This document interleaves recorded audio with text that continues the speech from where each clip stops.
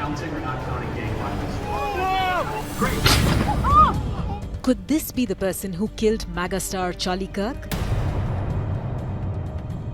Hours after releasing pictures of a suspect wearing a hat, sunglasses and a long-sleeved black t-shirt, this video appears to show the same individual running across a roof, climbing off the edge of the building and dropping to the ground. The suspect is believed to have fled into a local neighborhood after firing the one shot that killed Charlie Kirk. Investigators said they had obtained clues, including a palm print, a shoe impression, and a high-barred hunting rifle found in a wooded area along the path the shooter fled. So at the chain link fence for all the yards, that is UVU right there. So we had police up on the roof yesterday of UVU, police going through our yards and also the property back here. The neighbor's property just next to this one is heavily wooded. I mean, we have a lot of trees anyway, but that's where it was cordoned off all night last night. They had asked the family if they had lost a weapon, a firearm, and they were like, no. Officials are yet to name a suspect or cite a motive for the killing. They have issued an urgent appeal for help from the public and have offered up to $100,000 for information leading to the identification and arrest of the person. More than 24 hours after Kirk was shot while speaking in front of thousands of people at the Utah University, the state's governor appeared alongside FBI Director Kash Patel and other officials and said, "We need as much help as we can possibly get." We cannot do our job without the public's help right now.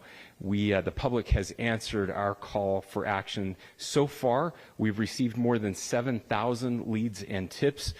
I would just note that the FBI hasn't received this many digital media tips from the public since the Boston Marathon bombing. This case also highlights the dedication of our law enforcement community. We have 20 federal, state, and local law enforcement partners that are working shoulder to shoulder to find the person who committed this horrific crime.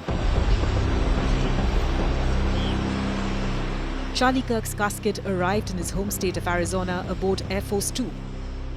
Accompanied by Vice President J.D. Vance, Second Lady Usha Vance stepped off the plane holding the hand of Kirk's widow, Erica. Vance helped carry Kirk's casket with a group of uniformed service members as it was being loaded onto the plane. Kirk's conservative youth organization, Turning Point USA, is based in Phoenix, Arizona, where there has been an outpouring of grief. Kirk was a provocateur and a divisive figure who is credited with helping bring young people into President Donald Trump's Make America Great Again movement.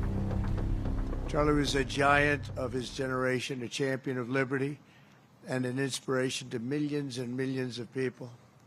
Our prayers are with his wonderful wife, Eric, and his beautiful children. Fantastic people they are. We miss him greatly, yet I have no doubt that Charlie's voice and the courage he put into the hearts of countless people, especially young people, will live on. I'm pleased to announce that I will soon be awarding Charlie Kirk posthumously the Presidential Medal of Freedom. The assassination of Charlie Kirk has drawn renewed attention to the escalating threat of political violence in the United States.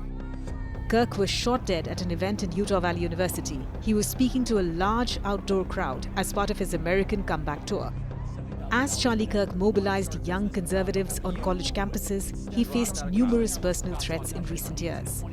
And his stops on campus tours were often met with impassioned protests that sometimes spiraled into chaos and violence, leading some schools to adopt strict security measures around his appearances. Counting or not counting gang violence? Oh my God. Go, run!